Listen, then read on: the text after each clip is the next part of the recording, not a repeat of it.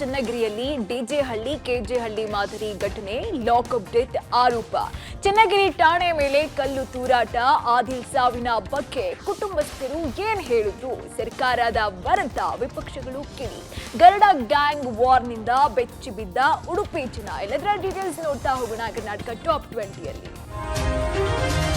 ದಾವಣಗೆರೆ ಜಿಲ್ಲೆ ಚನ್ನಗಿರಿ ಪೊಲೀಸ್ ಠಾಣೆಯಲ್ಲಿ lockup death ಆರೋಪ ಕೇಳಿಬಂದಿದ್ದು, ಟಿಪ್ಪು ನಗರದ ಆದಿಲ್ ಎನ್ನುವ ವ್ಯಕ್ತಿಯನ್ನ ಚನ್ನಗಿರಿ ಪೊಲೀಸರು ವಶಕ್ಕೆ ಪಡೆದು ವಿಚಾರಣೆ ನಡೆಸ್ತಾ ಇದ್ರು. ಆದಿಲ್ಗೆ ಲೋ ಬಿಪಿಯಿಂದ ಕುಸಿದು ಬಿದ್ದಿದ್ದ. ಕೂಡಲೇ ಪೊಲೀಸರು ತಾಲೂಕು ಆಸ್ಪತ್ರೆಗೆ ದಾಖಲು ಮಾಡಿದರು. ಆದರೆ ಚಿಕಿತ್ಸೆ ಫಲಕಾರಿಯಾಗದೆ ಆದಿಲ್ ಸಾವನ್ನಪ್ಪಿದ್ದಾರೆ. ಪೊಲೀಸರು ಲಾಕಪ್ ಡೆತ್ ಮಾಡಿದ್ದಾರೆ ಅಂತ ಆರೋಪ ಮಾಡಿ ಪೊಲೀಸ್ ಠಾಣೆಯ ಮುಂಭಾಗ ಆದಿಲ್ನ ಕುಟುಂಬಸ್ಥರು ಹಾಗೂ ಸಂಬಂಧಿಕರು ಠಾಣೆಯ ಮುಂಭಾಗ ಜಮಾಯಿಸಿದರು. ಅಲ್ಲದೆ ಪೊಲೀಸರ ವಿರುದ್ಧ ಆಕ್ರೋಶ ವ್ಯಕ್ತಪಡಿಸಿ ಪೊಲೀಸರ ಜೊತೆ ವಾಗ್ವಾದ ಶುರುವಾಗಿದೆ. ಪರಿಸ್ಥಿತಿ ಉದ್ವಿಗ್ನ ಪರಿಸ್ಥಿತಿಗೆ ತಲುಪಿ ಕಲ್ಲು ತೂರಾಟ ನಡೆಸಿದರು. ಗಲಭೆಯಲ್ಲಿ 10ಕ್ಕೂ ಹೆಚ್ಚು ವಾಹನಗಳು ಜಖಂಗೊಂಡಿದ್ದು 11 ಪೊಲೀಸ್ ಸಿಬ್ಬಂದಿಗೆ ಗಾಯಗಳಾಗಿದೆ. ಅಲ್ಲದೆ ಈ ಪ್ರಕರಣಕ್ಕೆ ಸಂಬಂಧಪಟ್ಟಂತೆ 4 ಪ್ರಕರಣಗಳು ದಾಖಲಿಸಲಾಗಿದೆ. ಇನ್ನು ಆದಿಲ್ ಮೃತದೇಹವನ್ನ ನ್ಯಾಯಾಧೀಶರ ಸಮ್ಮುಖದಲ್ಲಿ ಮರಣೋತ್ತರ ಪರೀಕ್ಷೆ ನಡೆಸಲಾಗಿದ್ದು, ವರದಿ ಬಂದ ನಂತರವೇ ಆದಿಲ್ ಸಾವಿಗೆ ನಿಖರ ಕಾರಣ ತಿಳಿಯಲಿದೆ. ಸದ್ಯ ಚನ್ನಗಿರಿ ವ್ಯಾಪ್ತಿಯಲ್ಲಿ ಶಾಂತಿ ವಾತಾವರಣ ಇದ್ದು ಮುಂಜಾಗ್ರತಾ ಕ್ರಮವಾಗಿ ಪೊಲೀಸ್ ಭದ್ರತೆ ವಹಿಸಲಾಗಿದೆ. ಈಗಾಗಲೇ ನಿನ್ನೆ ರಾತ್ರಿ ಏನು ಜಮಾಯಿಸಿದ್ರು ಮತ್ತು ನಮ್ಮ ಠಾಣೆಗೆ ಡ್ಯಾಮೇಜ್ ಮಾಡಿದ ಸಂಬಂಧಪಟ್ಟಂತೆ ಈಗಾಗಲೇ ನಾವು ಒಂದು 4 ಪ್ರಕರಣಗಳನ್ನ ದಾಖಲು ಮಾಡ್ಕೊಂಡಿದ್ದೇವೆ. ಯಾರಿದ್ರು ಏನು ಅಂತ ಎಲ್ಲ ಹೇಳಿ ನಾವು ಸ್ವಲ್ಪ ನಮ್ಮಲ್ಲಿರುವಂತಹ ವಿಡಿಯೋಗ್ರಫಿಯಿಂದ ಐಡೆಂಟಿಫೈ ಮಾಡಿ ಗುರುತಿಸಿದ ನಂತರ ಮುಂದಿನ ಕ್ರಮವನ್ನು ಕೈಗೊಳ್ತೇವೆ. ಆದಿಲ್ ಲಾಕಪ್ ಡೆತ್ ಪ್ರಕರಣಕ್ಕೆ ಸಂಬಂಧಪಟ್ಟಂತೆ ಟ್ವಿಸ್ಟ್ ಸಿಕ್ಕಿದೆ. ಆದಿಲ್ ಪೊಲೀಸರಿಂದ ಹಲ್ಲೆಯಾಗಿ ಮೃತಪಟ್ಟಿಲ್ಲ, ಆತ ಬಿಪಿ ಲೋ ಆಗಿ ಮೃತಪಟ್ಟಿದ್ದಾನೆ ಅಂತ ಮೃತ ಆದಿಲ್ ತಂದೆ ಕಲೀಮುಲ್ಲಾ ತಿಳಿಸಿದ್ದಾರೆ. ಆದಿಲ್ಗೆ ಯಾವುದೇ ರೀತಿಯಾದಂತಹ ಮೂರ್ಛೆ ರೋಗ ಇರಲಿಲ್ಲ. ಆತನ ಸಾವಿನ ಬಗ್ಗೆ ಯಾವುದೇ ರೀತಿಯಾದಂತಹ ಅನುಮಾನ ಇಲ್ಲ ಅಂತ ತಿಳಿಸಿದ್ದಾರೆ. ಯಾವುದೇ ಮಡ್ಕ ಆಡ್ತಾ ಇರಲಿಲ್ಲ. ನೆನ್ನೆ ಸಾವನ್ನಪ್ಪಿದ್ದಕ್ಕೆ ನ್ಯಾಯ ಕೇಳೋದಿಕ್ಕೆ ಅಂತ ಬಂದಿದ್ವಿ ಅಷ್ಟೇ. ಯಾರು ಬಂದು ಕಲ್ಲು ಹೊಡೆದಿದ್ದಾರೋ ನನಗೆ ಗೊತ್ತಿಲ್ಲ. ನಾನು ನನ್ನ ಮಗನನ್ನ ಕರ್ಕೊಂಡು ಸ್ಟೇಷನ್ಗೆ ಬಂದಿದ್ದೆ. ಈ ವಯಸ್ಸಿನಲ್ಲಿ ನನಗೆ ದುಡಿಯೋದಿಕ್ಕಾಗತ್ತಾ? ಸರ್ಕಾರ ನನಗೆ ಪರಿಹಾರ ಕೊಡಬೇಕು ಅಂತ ಮೃತ ಆದಿಲ್ ತಂದೆ ಕಲೀಮುಲ್ಲಾ ಹೇಳಿಕೆಯನ್ನ ಕೊಟ್ಟಿದ್ದಾರೆ. ಇನ್ನು ಹೆಂಡತಿ ಮಾತನಾಡಿ, ನನ್ನ ಗಂಡನನ್ನ ಪೊಲೀಸರು ಕರ್ಕೊಂಡು ಹೋಗಿ ಒಡೆದು ಹಾಕಿದ್ದಾರೆ ಅಂತ ಆರೋಪವನ್ನ ಮಾಡ್ತಿದ್ದಾರೆ.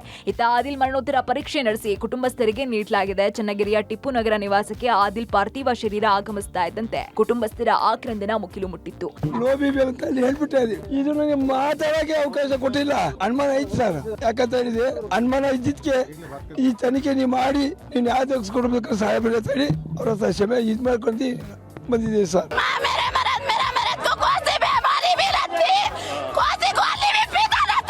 ನಮಗೆ ಘಟನೆ ಗೊತ್ತಾಗಿದ್ದು 8:15 9 ಗಂಟೆಗೆ ತೀರ್ಕೊಂಡಾನೆ ಅಂತಾನೆ ಗೊತ್ತಾಗ್ಬಿಡ್ತು. ಆಮೇಲೆ ನಾವು ಸ್ಟೇಷನ್ಗೆ ಹೋಗಿ ಮಾತಾಡೋಣ ಅಂತ ಸ್ಟೇಷನ್ಗೆ ಬರೋ ಟೈಮಿಗೆ DSB ಸಾಹೇಬರು ಕೋರಟ್ ಸರ್ಕಲ್ ಅಲ್ಲಿ ನಿಂತ್ಕೊಂಡಿದ್ರು. ನಾವು ಅಲ್ಲೇ DSB ಸಾಹೇಬ್ರ ಹತ್ರ ಮಾತಾಡಿದ್ವಿ. ಅವ್ನಿಗೆ ಪಿಡಿಸಿತ್ತು ಅಂತ. ಇಲ್ಲ ಸರ್, ಅವ್ನಿಗೆ ಪಿಡಿಸಿದ್ದಿಲ್ಲ, ಸ್ಟೇಷನ್ಗೆ ಬರತ್ತಂಗ ಸ್ಟೇಷನ್ಗೆ ಹೋಗಿ ಮಾತಾಡೋಣ ಸರ್, ಇಲ್ಲಿ ಮಾತಾಡೋದು ಬೇಡ ಅಂತ ನಾವು ಸ್ಟೇಷನ್ಗೆ ಬಂದ್ವಿ. ಮಾತಾಡಿದಾಗ ಇಲ್ಲ ಸರ್ ಇದು ಹೊಡೆದಿರೋದು ಅಂತ ನಾವು ಹೇಳಿದ್ವಿ. ಅವ್ರು ಇಲ್ಲ ಪಿಡಿಸ್ತಾರ ಆಗಿತ್ತು, ಅವ್ನಿಗೆ ಲೋ BP ಆಗಿತ್ತು, ಅವ್ನು ಗಾಬರಿ ಆಗಿದ್ದಾನೆ, ಗಾಬರಿ ಆಗಿ ಪ್ರಾಣಾన్ని ಬಿಟ್ಬಿಟ್ಟಿದ್ದಾನೆ ಅಂದರು. ಚನ್ನಗಿರಿಯಲ್ಲಿ ನಡೆದ ಗಲಾಟೆ ಡಿಜೆ ಹಳ್ಳಿ ಕೆಜೆ ಹಳ್ಳಿ ಮಾದರಿ ಪ್ಲಾನ್ ಮಾಡಲಾಗಿದೆ ಎನ್ನಲಾಗ್ತಾ ಇದೆ. ಡಿಜೆ ಹಳ್ಳಿ ಕೆಜೆ ಹಳ್ಳಿ ಮಾದರಿಯಲ್ಲೇ ಗಲಭೆ ನಡೆಸುವ ಪ್ಲಾನ್ ಮಾಡಿಕೊಂಡ ಗ್ಯಾಂಗ್ ಚನ್ನಗಿರಿ ಪೊಲೀಸ್ ಠಾಣೆಯ ಮೇಲೆ ಕಲ್ಲು ತೂರಾಟ ಮಾಡಿದೆ. ಮೃತನ ಕುಟುಂಬಸ್ಥರು ಪೊಲೀಸ್ ಠಾಣೆಯ ಒಳಗೆ ದೂರು ನೀಡುತ್ತಾ ಇದ್ರು. ಅಷ್ಟರಲ್ಲಿ ಹೊರಗಡೆ ಏಕಾಏಕಿ ಕಿಡಿಗೇಡಿಗಳ ಗುಂಪು ಪೊಲೀಸ್ ಠಾಣೆಯ ಮೇಲೆ ಕಲ್ಲು ತೂರಾಟ ಮಾಡಿದೆ. ಈ ಪ್ರಕರಣಕ್ಕೆ ಸಂಬಂಧ ಇಲ್ಲದವರಿಂದ ಕಲ್ಲು ತೂರಾಟ ನಡೆದಿದೆ ಎನ್ನಲಾಗಿದೆ.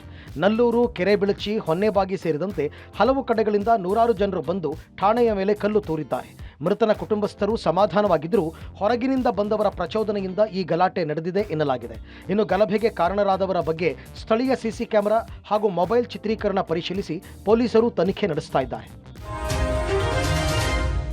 ಚನ್ನಗಿರಿ ಗಲಾಟೆ ಪ್ರಕರಣ ಸಂಬಂಧ ಬೆಂಗಳೂರಿನಲ್ಲಿ ಗೃಹ ಸಚಿವ ಡಾಕ್ಟರ್ ಜಿ ಪರಮೇಶ್ವರ್ ಪ್ರತಿಕ್ರಿಯೆ ನೀಡಿದ್ದಾರೆ. ವಿಚಾರಣೆಗೆ ಅಂತ ಆದಿಲ್ ಅನ್ನೋ ವ್ಯಕ್ತಿಯನ್ನ ಸ್ಟೇಷನ್ಗೆ ಕರೆತಂದಿದ್ದಾರೆ. ಠಾಣೆಗೆ ಕರೆತಂದ 7 ನಿಮಿಷದಲ್ಲೇ ವ್ಯಕ್ತಿ ಸಾವನ್ನಪ್ಪಿದ್ದಾನೆ. ಪೋಸ್ಟ್ ಮಾರ್ಟಂನಲ್ಲಿ ಏನ್ ಬರುತ್ತೋ ನೋಡಬೇಕು ಎಂದಿದ್ದಾರೆ. ಆರೋಪಿ ಸಾವನ್ನಪ್ಪಿದ್ರಿಂದ ಸ್ಟೇಷನ್ ಮೇಲೆ ಕಲ್ಲು ತೂರಾಟ ಆಗಿದೆ. ಕಾನೂನು ಪ್ರಕಾರ ಮುಲಾಜಿಲ್ದೆ ಕ್ರಮ ತೆಗೋತೀವಿ ಅಂತ ಹೇಳಿದ್ದಾರೆ. ಡಿಜೆ ಹಳ್ಳಿ ಕೆಜೆ ಹಳ್ಳಿ ಮಾದರಿ ಗಲಾಟೆ ಮಾಡ್ತಾರೆ ಎಂಬ ಬಗ್ಗೆ ನನಗೂ ಕಿವಿಗೆ ಬಿತ್ತು. ಅಂಥವರ ವಿರುದ್ಧ ಮುಲಾಜಿಲ್ದೆ ಕ್ರಮ ತಗೋತೀವಿ ಅಂತ ಗೃಹ ಸಚಿವ ಪರಮೇಶ್ವರ್ ತಿಳಿಸಿದ್ದಾರೆ. ಇನ್ನು ಮೈಸೂರಿನಲ್ಲಿ ಮಾತನಾಡಿದ ಸಿಎಂ, ಅದು ಲಾಕಪ್ ಡೆತ್ ಅಲ್ಲ, ಅವನಿಗೆ ಮೂರ್ಛೆ ರೋಗ ಇತ್ತು. ಆ ರೋಗದಿಂದ ಆತ ಮೃತಪಟ್ಟಿದ್ದಾನೆ. FIR ಆಗದೆ ಪೊಲೀಸರು ಠಾಣೆಗೆ ಕರೆತಂದಿದ್ದು ತಪ್ಪು. ತಪ್ಪಿಗಾಗಿ ಪೊಲೀಸರ ಅಮಾನತಿಗೆ ಆದೇಶಿಸಿದ್ದೇನೆ ಅಂತ ಹೇಳಿದರು. ಅವ್ರ ಮೇಲೆ ಕಂಪ್ಲೇಂಟ್ ಇತ್ತು ಅಂತೇಳಿ ಅವ್ರನ್ನ ಪೊಲೀಸ್ ಸ್ಟೇಷನ್ಗೆ ಕರ್ಕೊಂಡು ಬಂದಿದ್ದಾರೆ. 7 ಮಿನಿಟ್ಸ್ ಒಳಗಡೆ ಅವನಿಗೆ ಅವ್ರು ತೀರ್ಕೊಂಡಿದ್ದಾರೆ. ಅದಕ್ಕೆ ಅವರು ಪೊಲೀಸ್ನವರೇ ಹೊಡೆದು ಸಾಯಿಸಿದ್ದಾರೆ ಅನ್ನೋವಂಥ ರೀತಿಯಲ್ಲಿ ಪ್ರತಿಭಟನೆ ಮಾಡಿ ಪೊಲೀಸ್ ಸ್ಟೇಷನ್ ನುಗ್ಗೋದಕ್ಕೆಲ್ಲ ಪ್ರಯತ್ನ ಮಾಡಿ ಅದಕ್ಕೆ ಅವರು ಟೇರ್ ಗ್ಯಾಸ್ ಸಿಡಿಸೋದೆಲ್ಲ ಸಿಡಿಸಿದ್ದಾರೆ. ಅದು ಪೋಸ್ಟ್ ಮಾರ್ಟಮ್ನಲ್ಲಿ ಗೊತ್ತಾಗ್ತದೆ ಏನು ಯಾಕೆ ಸತ್ತಿದ್ದಾರೆ?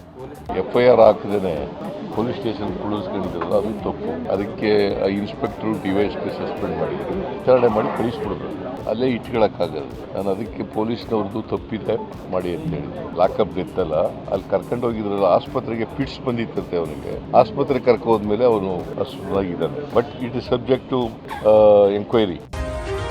ಚನ್ನಗಿರಿಯಲ್ಲಿ ಪೊಲೀಸ್ ಠಾಣೆ ಮೇಲೆ ಕಲ್ಲು ತೂರಾಟ ಸಂಬಂಧ ಮಾಜಿ ಸಿಎಂ HD ಕುಮಾರಸ್ವಾಮಿ ಕಿಡಿಕಾರಿದ್ದಾರೆ. ಸರ್ಕಾರಕ್ಕೆ ಅಧಿಕಾರಿಗಳು ಯಾರೂ ಗೌರವ ಕೊಡುವ ವಾತಾವರಣ ಇಲ್ಲ. ಯಾವ ಪೊಲೀಸ್ ಅಧಿಕಾರಿಗಳಿಗೆ ಈ ರಾಜ್ಯದಲ್ಲಿ ಗೌರವ ಇಲ್ಲ. ಪೊಲೀಸ್ ಇಲಾಖೆ ಕಠಿಣವಾಗಿ ತೀರ್ಮಾನ ಮಾಡ್ತಿರೋ ವಾತಾವರಣ ನಿರ್ಮಾಣ ಆಗಿದೆ. ರಾಜ್ಯದಲ್ಲಿ ಸಂಪೂರ್ಣವಾಗಿ ಕಾನೂನು ಕುಸಿತವಾಗಿದೆ ಅಂತ ಕಿಡಿಕಾರಿದ್ರು. ಇತ್ತ ವಿಪಕ್ಷ ನಾಯಕ R. ಅಶೋಕ್ ಮಾತನಾಡಿ, ರಾಜ್ಯದಲ್ಲಿ ಇಂಟೆಲಿಜೆನ್ಸ್ ಇದೆಯಾ ಇಲ್ವಾ ಅನ್ನೋದು ಗೊತ್ತಿಲ್ಲ. ಸರ್ಕಾರದವರು ಲೂಟಿ ಹೊಡೆಯೋಕೆ ಸಮಯ ಕೊಡ್ತಾರೆ, ಆದರೆ ಕಾನೂನು ಸುವ್ಯವಸ್ಥೆಗೆ ಸಮಯ ನೀಡ್ತಿಲ್ಲ ಅಂತ ಆಕ್ರೋಶ ವ್ಯಕ್ತಪಡಿಸಿದ್ರು. ಈ ಸರ್ಕಾರದ ಅಧಿಕಾರಿಗಳಿಗೆ ಯಾರೂ ಗೌರವ ಕೊಡ್ತಕ್ಕಂಥ ವಾತಾವರಣ ಇಲ್ಲ. ಯಾವ ಪೊಲೀಸ್ ಅಧಿಕಾರಿಗಳಿಗೆ ಗೌರವ ಇಲ್ಲ ಇವತ್ತು ಈ ರಾಜ್ಯದಲ್ಲಿ, ನನ್ನ ಅಭಿಪ್ರಾಯದಲ್ಲಿ. ಯಾಕೆ ಅಂದರೆ ಸರ್ಕಾರ ಆ ರೀತಿ ಇದೆ, ಆ ಪೊಲೀಸ್ ಅಧಿಕಾರಿಗಳನ್ನ ಉಪಯೋಗ ಆ ರೀತಿ ಮಾಡ್ಕೊತಾ ಇದ್ದೀರಿ. ಆದ್ದರಿಂದ ಇವತ್ತು ರಾಜ್ಯದಲ್ಲಿ ಸಂಪೂರ್ಣವಾಗಿ ಕಾನೂನು ಕುಸಿತ ಆಗಿರತಕ್ಕಂಥದ್ದು. ಪೊಲೀಸ್ ಇಲಾಖೆ ಇವತ್ತು ಅತ್ಯಂತ ಒಂದು ಕಠಿಣವಾದ ರೀತಿ ತೀರ್ಮಾನಗಳು ಮಾಡಲಿಕ್ಕೆ ಆಗದೇ ಇರತಕ್ಕಂಥ ವಾತಾವರಣ ಸೃಷ್ಟಿ ನೀವು ಮಾಡ್ಕೊಂಡಿದ್ದೀರಿ. ಕರ್ನಾಟಕದಲ್ಲಿ ಕಾನೂನು ಸುವ್ಯವಸ್ಥೆ ಕುಸಿತದಿಂದ ಕಳೆದ 1 ವರ್ಷದಿಂದ ನಾವು ಸರ್ಕಾರಕ್ಕೆ ಭಾಳ ಬಾರಿ ತಿಳಿ ಹೇಳಿದಿರಿ, ಹೋರಾಟ ಮಾಡಿದಿರಿ. ಇಷ್ಟೆಲ್ಲ ಆದರೂ ಕೂಡ ಸರ್ಕಾರ ಕರ್ನಾಟಕದ ಕಾನೂನು ಸುವ್ಯವಸ್ಥೆಯನ್ನು ಕೈಚೆಲ್ಲಿ ಈ ಸರ್ಕಾರದಲ್ಲಿ ಇಂಟೆಲಿಜೆನ್ಸ್ ಇದೆಯೋ ಸತ್ತೋಗಿದೆಯೋ ಅನ್ನೋದು ಅರ್ಥ ಆಗದ ರೀತಿ ನಡೀತಾ ಇದೆ.